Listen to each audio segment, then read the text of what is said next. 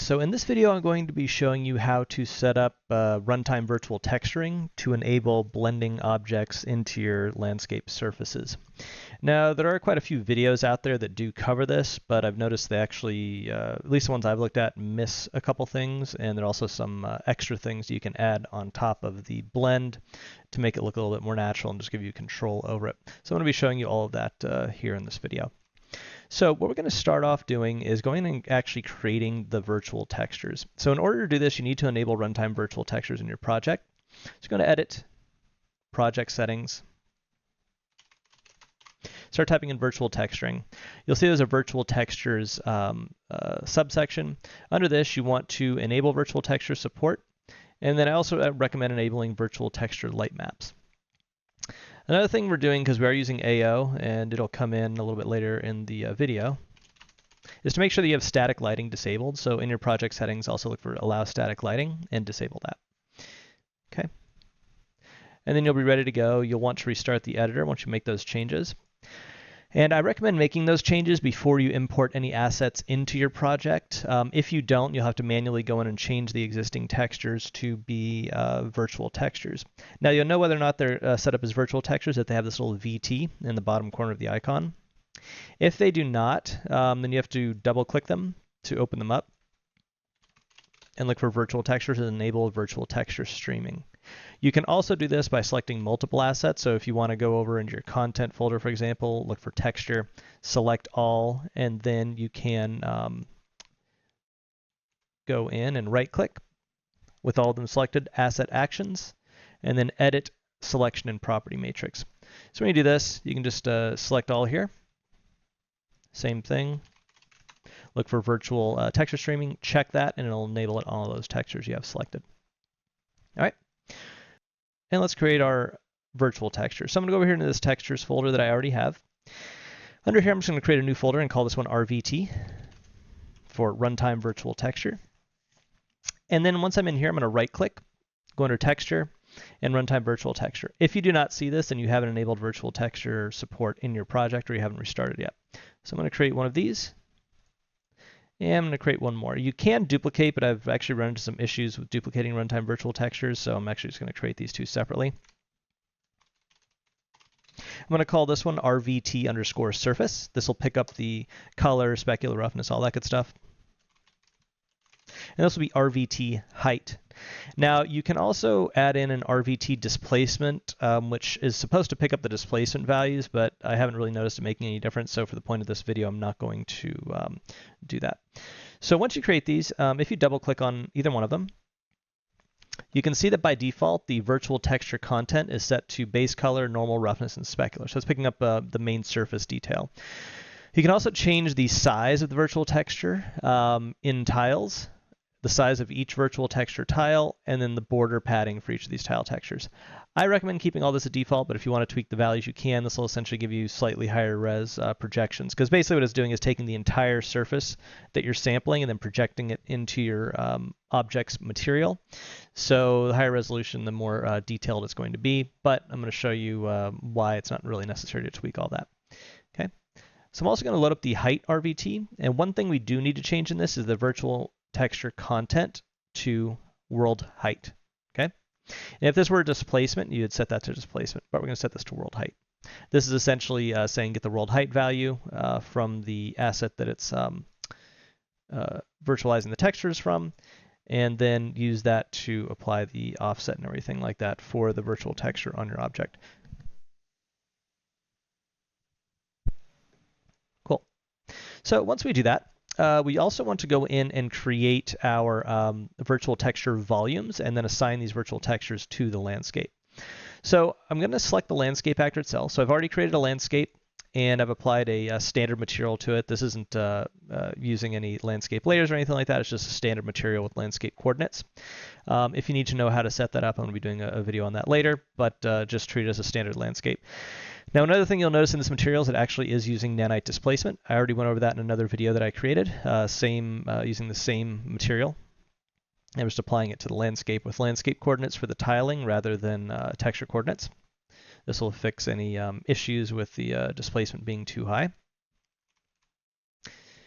Right. So what I'm going to do with this landscape selected Oh, and another thing with this landscape is I do have nanite enabled, and once you do that, you want to build data if you are using nanite displacement. You don't have to, but for the purposes of this tutorial, I am. So what I'm going to do with the landscape selected, I'm going to go down to Virtual Texture. I'm going to hit plus twice, and I'm going to add the textures I just created, these RVT textures. So this will be my surface, and this will be my height. Now I need to create the volumes for these as well. So one way you can do that is over here in the search class, you can type in virtual and runtime virtual texture volume. You can just drag that into your scene. You can also do that same thing by clicking up here and then doing the same thing, right? And you can bring in your runtime virtual texture volume. But the quickest and easiest way to do it is in your landscape. Once you add these two virtual textures, you can click create volumes. It'll automatically create one for each of these with the texture already sampled, okay? If you don't do it this way, you basically manually have to create two of these and then add the virtual textures to them. So this is just much quicker. And it'll also align and select the actor for this landscape. Those things are all things you'd manually have to do if you added them in. So if I go over here real quick and just add these manually, you can see when I do that, it doesn't have the aligned actor, it does not have the virtual texture and all that good stuff. So you'd manually have to do that. So this just makes it much quicker. So what I'm going to do is now that I have these two volumes created, I'm going to rename these so I know what they are to RVT surface. Okay. And RVT height. I'm just going to throw these into a folder in Outliner called RVT, just for easier organization. Just going to throw this asset in there too, into that scene folder. All right, so everything is organized. I've got my RVT volumes, my RVT textures are assigned to my landscape actor. All that stuff is good to go. I'm going to hit save on all that. Now, another thing to keep in mind is this is a landscape actor. So when you create your landscape, once again, I'm going to do a video on actually creating a landscape material setup later and an actor and all that. You want to make sure you go into the landscape mode in your editing mode, go into paint, and then make sure you create a layer. So you can create it here if you're actually using a landscape material setup with a landscape layer blend. If not, you can hit plus here. Once you do that, you also want to click plus here and choose the default option and create a layer info, or else it will not render on the surface correctly. But once again, that's more landscape specific. All right, so now what we need to do is actually set up our materials to work with this. So we need to set up something for the material for the actual prop asset, and then one for the landscape material as well. So we're going to start with the prop asset. This is going to be the more involved one. And for this, we're actually going to be creating a material function. So I'm going to go into materials. I'm going to go into my functions folder. And I'm going to right click, go into material, advanced material function. I'm going to call this RVT blend underscore object. So we know that this function is specifically for the objects material. I'm going to double click it to open it up and get started in here. So first thing I'm going to do, I'm going to take this existing node. I'm going to stop previewing it just for, once again, for color labeling to make it a little easier to know what's what. And I'm going to rename this to material attributes. You'll see why later. So the first thing I want to do is create a set material attributes node. So right-clicking and typing in set material attributes. In here, I'm going to go over to the details, and I'm going to hit the plus 3 times. This will give me 3 options. And then I want to make sure that those options from these drop-downs under that array are going to be base color. I also want to get my roughness, and I want to get my normal. Okay, these are the values that we're going to be sampling from the landscape actor to then project onto the object. Next thing I want to do is add in something called a transform vector. So if you start typing in transform, it's just going to be called transform. I want to make sure that this is set to source as world space, and then destination as tangent space. This is basically going to convert to the correct normal layout. So I'm going to plug this into our normal input here. I then want to right-click, and I want to look for something called a virtual texture sample parameter. Now you see there's a sample and a sample parameter. The parameter will basically allow me to modify this in the material instance. That's the one that I want to use. You can also right-click and convert a standard one to a parameter if you didn't select the right one, but it's easier just to select it from the beginning.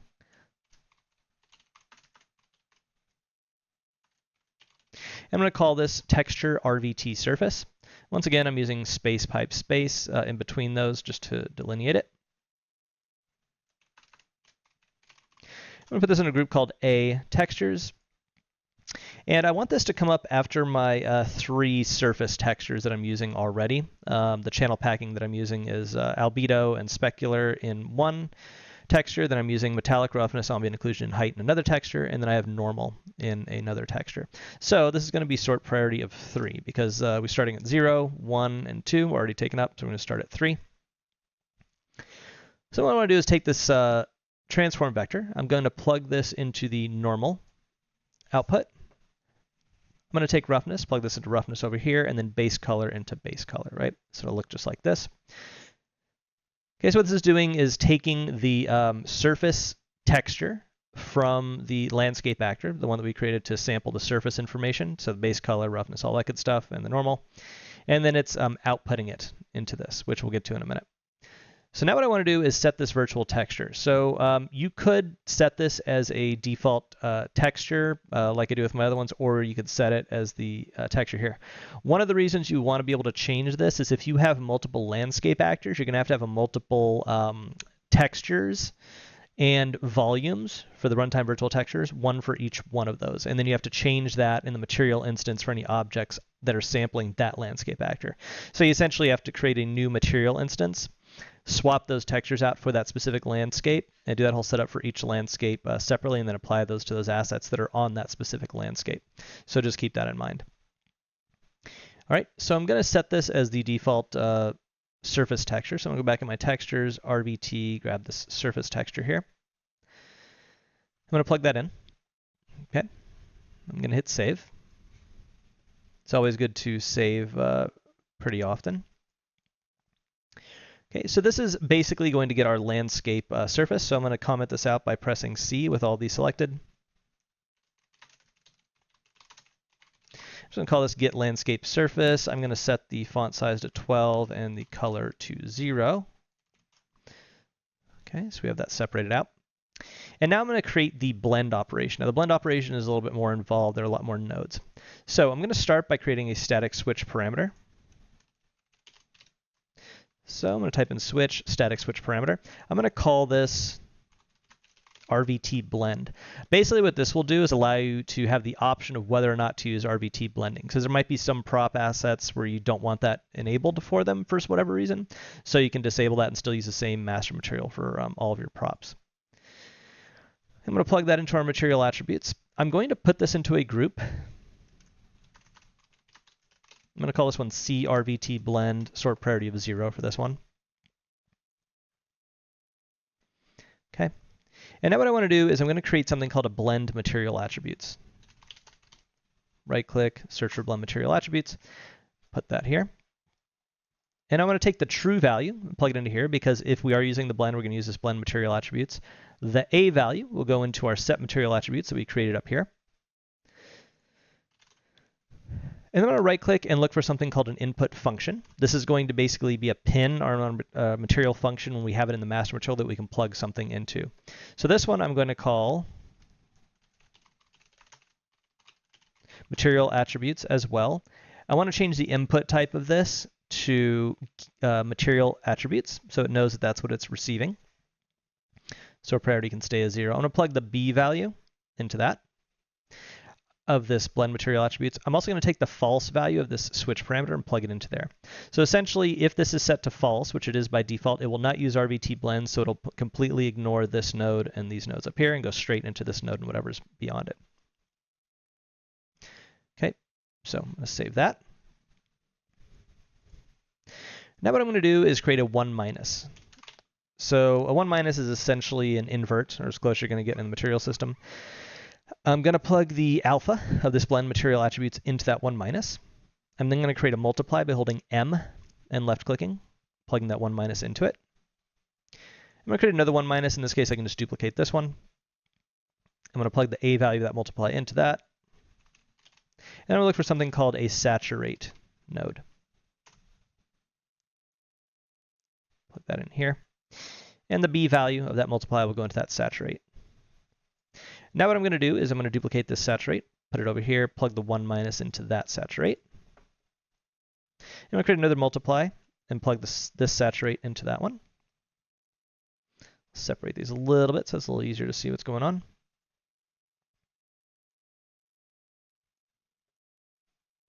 Okay, and then after this saturate node, I'm going to create a divide. So I'm going to hold D, left click, create a divide, plug that saturate into there. And then after this multiply, I'm going to create a mask component, or component mask. And what I'm going to do here with this component mask, I'm going to plug the A value of this multiply into it, and I'm going to set its values to B. So this is basically going to be X, Y, Z in world coordinates. So I'm using the B value, which is Z. So that's basically the vertical axis. Okay. So what I'm going to do is hold 1. I'm going to left click, create another parameter. And this one's going to be called stretch adjustment. Okay.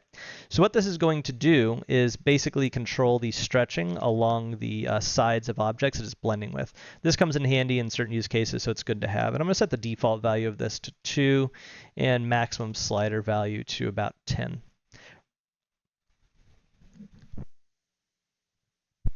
I'm going to put this into the RVT blend group. For now, I'm not going to worry about adjusting any of the sort priority. We'll do that once all the nodes are in there. So multiply's B value will then go into that.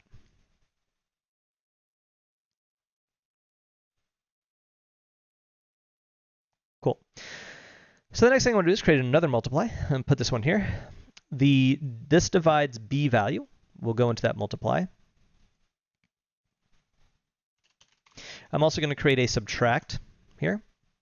The A value of that divide will go into that subtract. I'm going to duplicate this stretch adjustment. And I'm going to call this one blend distance. This is the actual distance of the blend on the surface. Default value of this I'm going to set to 70, and I'm going to set a maximum value of, I don't know, let's say 200 for this. You can obviously leave that however you want, but I'm going to set that to those values for now. Okay, so this blend distance is going to take the A of this multiply.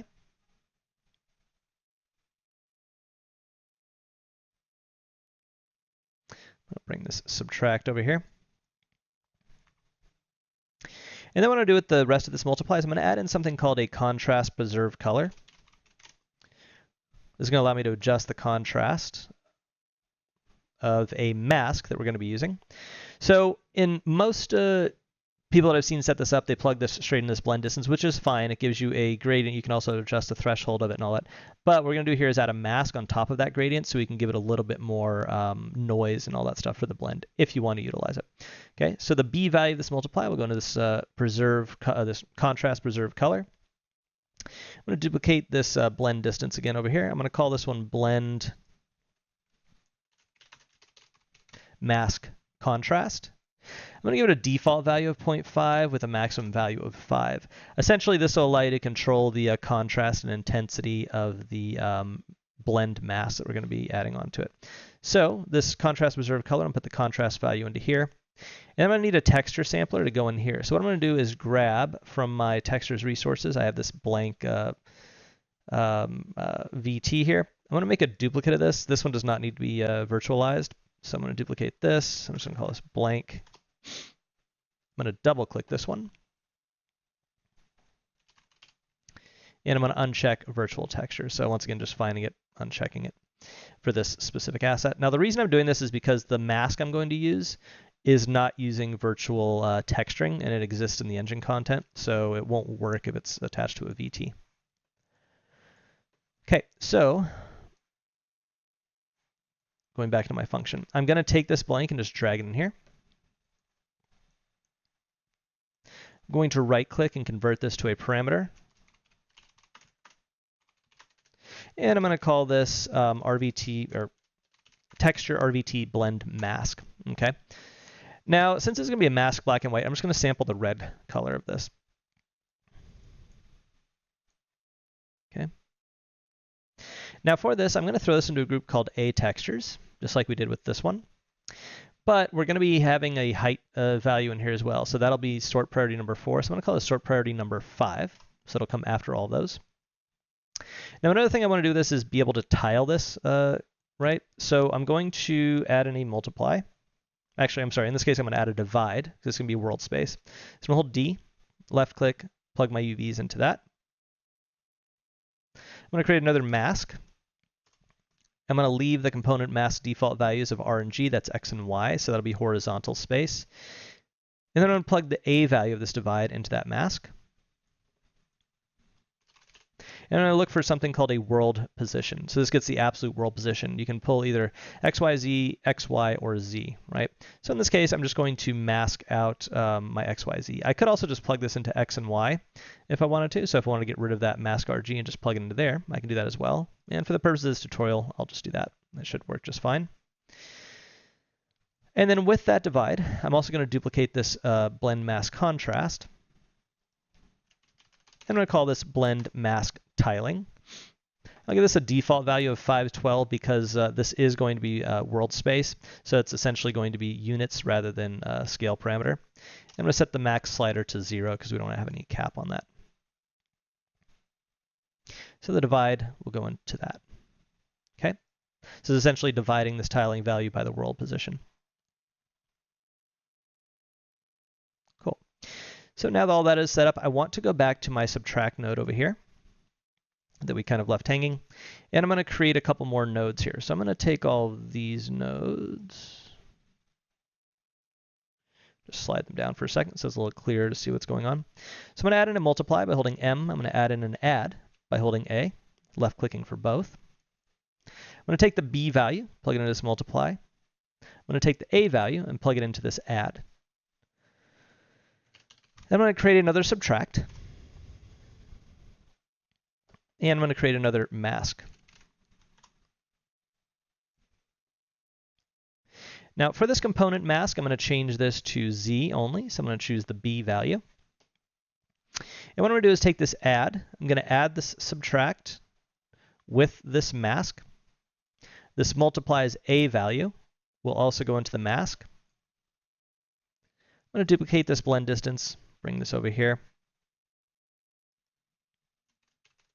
I'm going to call this blend fall off, and I'm going to give this a default value of 1.1 and a maximum value of 5.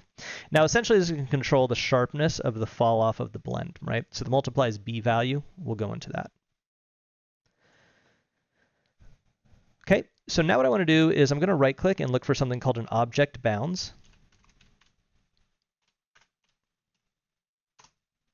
Okay, it's going to get the bounds of the object so I don't know when it's interacting with the surface. And we'll look for something else called a vertex normal to world space. Okay, this is essentially going to convert the vertex normals into world space. I'm going to take all these, distribute vertically, and align right, so they're a little bit cleaner. So what I'm going to do is I'm going to take this subtract. I'm going to subtract the Z value of the absolute world position from the world height. Oh, and that I need to add one more node here. So we're actually going to create another one of these nodes here. Instead of duplicating this though, because like I said, I've run into some issues with duplicating RVT assets, so I'm just going to create a new one. Right click, look for Runtime Virtual Texture Sample Parameter.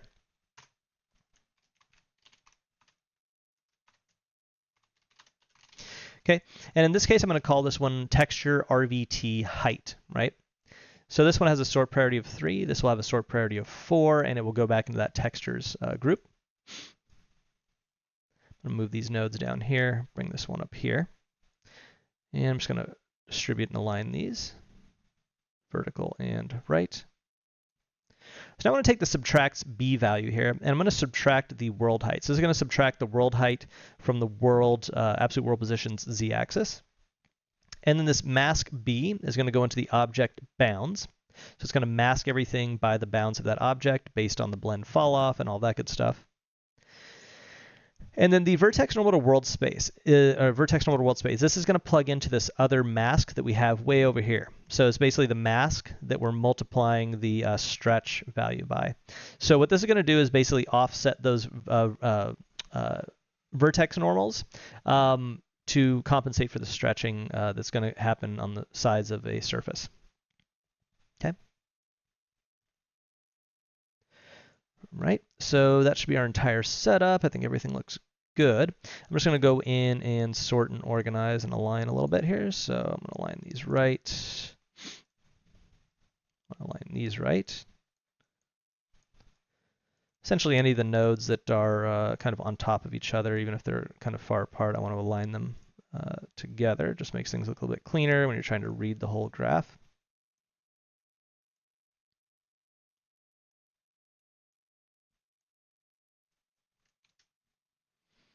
Okay.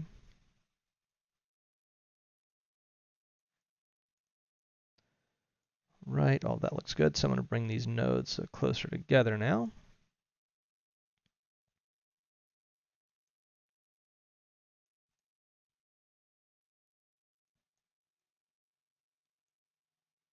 Okay, everything looks good.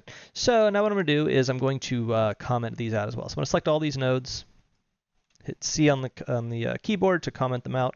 I'm going to call this blend. I'm going to give it a color of green and a font size of 12. Okay, everything there looks good. And then I'm going to take this Get Landscape Surface group and put it right here. There we go. Everything looks nice and clean. So this is your entire graph for this material function for the actual object RVT blend. So this is going to be used in the material that's applied to the object itself. Okay.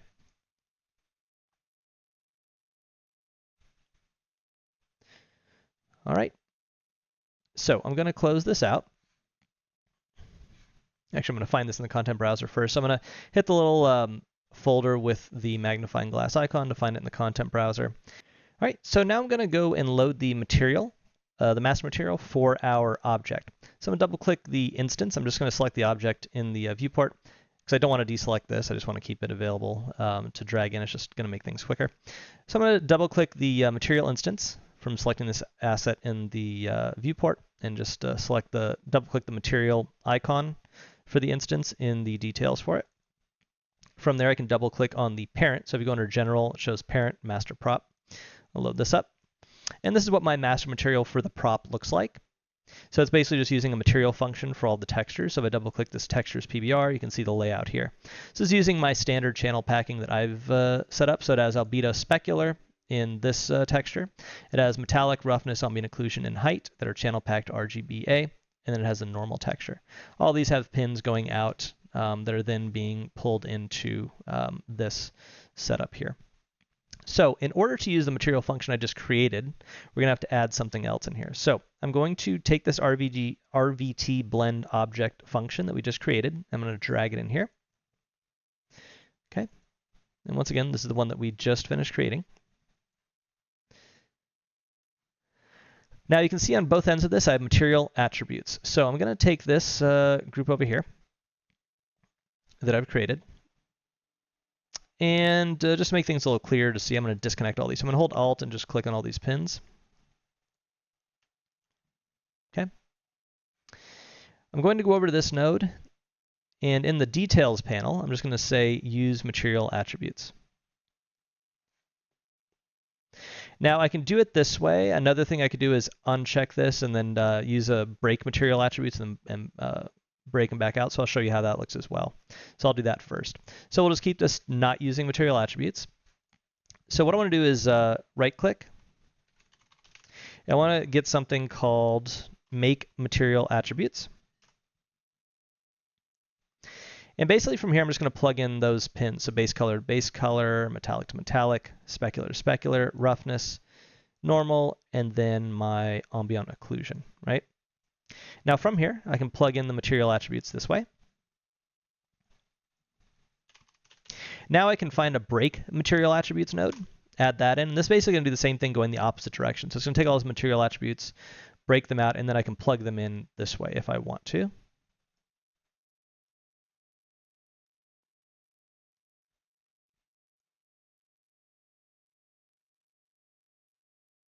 Okay. And then that's our material setup. If we want to do it this way, we can. So I'm going to hit Save. Go back to my material instance. And you can see doing that didn't make any change to it because we haven't actually turned on RVT blend, which is down here. We'll get to that in a minute. So you can see it didn't break anything. Now another way I can do this is to get rid of this, break material attributes, select this, and then use material attributes. Everything coming out of here is material attributes anyway, so you can just plug that straight in and make things a little bit simpler.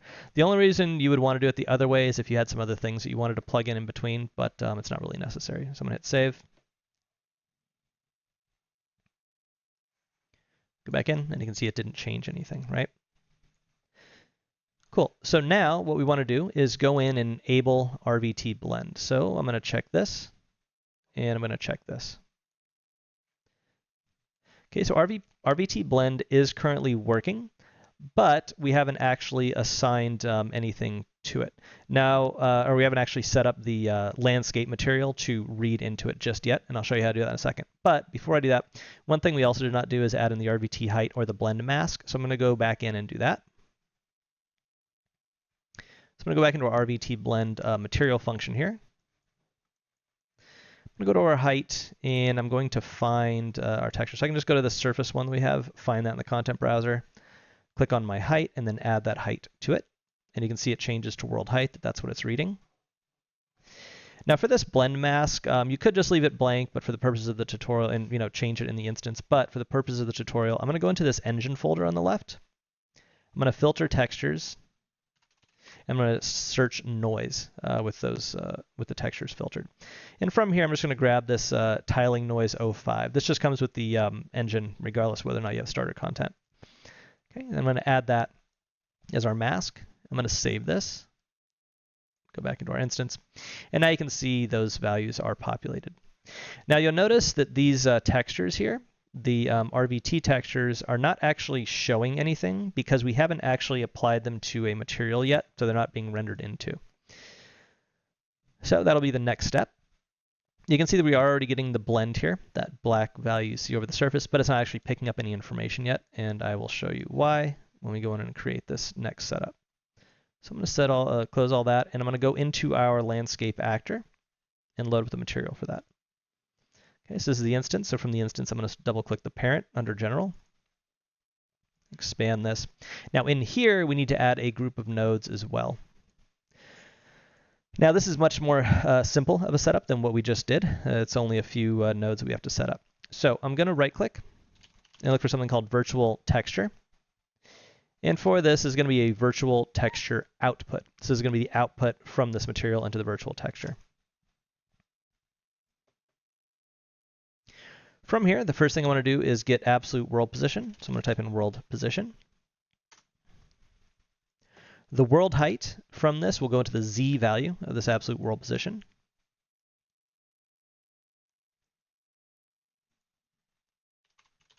I'm going to look for a transform again. This time I want to change these values. Or actually I'm going to leave these values as is. So it should be tangent space to world space. I'm going to take the normal and plug that into here. I'm also going to turn off live updates right now because it's going to give me errors until things are plugged in, which I already know what I'm doing, so I don't have to worry about that. Close that, get it out of the way, and that'll keep popping up unless I do that. So then this transform vector is going into normal here, and the input should be normal as well. So the same normal is coming out of your textures. Then I want to create a multiply.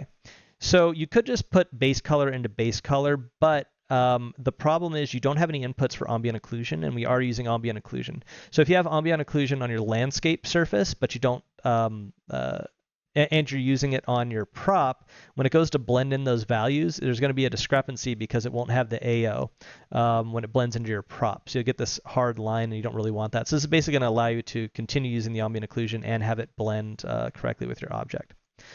So multiply, holding M and left clicking, base color will plug into that. And I'm going to look for something called a power node. This is essentially going to control the intensity. This will allow us to slightly adjust the baked AO that's coming in through the virtual texture sample. So multiply as a value, we'll go into the power. I'm going to hold 1 and left click, convert that to a parameter. Oops, there we go. I'm going to hold 1, left click, convert this to a parameter. I'm going to call this RVT AO adjust. Right? going to set the default value of this to 0.6. It seems to work in most instances. This is essentially adjusting the power of the ambient occlusion that's baked in. So this value seems to work well. So this power, I'm going to take the exponent and plug it into that RVT-AO adjust. The base from this is going to go into our AO. And then the B of this multiply is going to go into the base color. So essentially what this is doing is combining the base color and the ambient occlusion and then giving us the ability to adjust the baked AO intensity for the RVT blend. Select all of this, comment it out. I'm going to call this RVT blend, give it a font size of 12, and we can just make this green. That's fine. Okay. Right, so this is our setup. So basically what we did is we added all this in, and then we plugged in those values. So once again, the base for this power is the AO, the multiplies B value is our albedo, and then the vector transform is coming from our normals.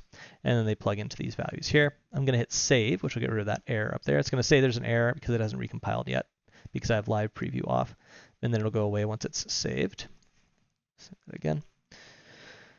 All right, so everything here should be good. I'm going to close this out. And now you can see that we're actually getting the blend on our surface. And as I move this around, you can see that it's fully dynamic. It's picking up the surface below it. Now keep in mind it's not going to be a one-to-one texture resolution of the surface below, because it is basically taking this entire surface and putting it into a 2K, 4K, 1K texture, whatever it is that you have set up in your resolution value. And it will blend based on height dynamically, as you can see here. Okay. Now if I go into the material instance for this actual asset,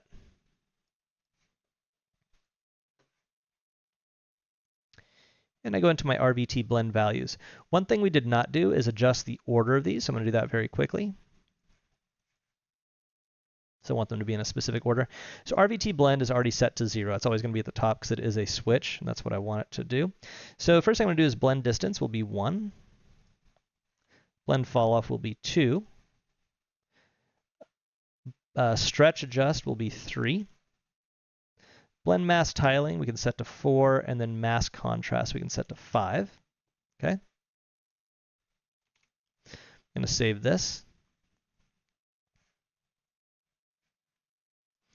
Okay, so now those are ordered in the order that I want. One more thing I want to do is go back into our landscape function up here. I also want to put this into an RVT blend group. So C RVT blend, and we can just sort this as 6. It won't show those other values anyway, so it doesn't really matter, but I'll put it in there anyway. Now if I go back into our object, so I'm going to close all of those just so it gets a little less confusing. So I can enable or disable RVT blend. So we have the checkbox here. RVT blend is currently enabled. I'm going to disable it. You can see with and without it. I can go in and control the blend distance. I can adjust the blend mask contrast as well. I can also adjust that blend fall off, which because I have a mask on top of it, it's still masking. I'm just bumping up the contrast of the mask itself. Also the mask tiling, which you can see here, is going to affect it. And you can kind of see how that works here. I'm going to set the contrast of it all the way up, and you can see that tiling helps with the blend. I'm going to set those back to the default values. I'm going to set this blend fall off to 1 and then adjust that blend distance again, so you can see how that looks. I'm also going to show you how the vertical stretching works. So I'm going to vertical stretch adjustment. So I'm going to go over to the side here. So you can see how on the side it's basically designed to only blend in with up-facing surfaces, then it bleeds off depending on the angle of the surface from straight up. But if you go into the stretch adjustment, you can tweak that and it'll help with the stretching along the sides of objects, and also how much vertical blend you get with that. And you can see it is height dependent, so as it goes up higher with the terrain and everything like that. You can also hold shift while you're moving to keep the camera moving with the object you're sliding around. But you can see it blends in with the surface regardless of its displacement.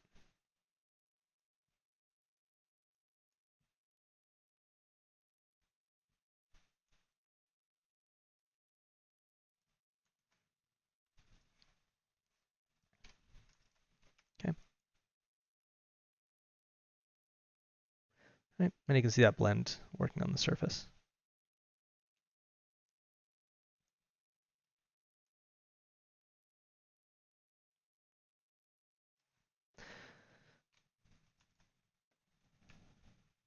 All right.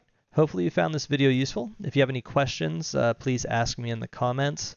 And check out my Fab store if you want to buy any of these assets. Almost all of these are in the Fab store in some form or another.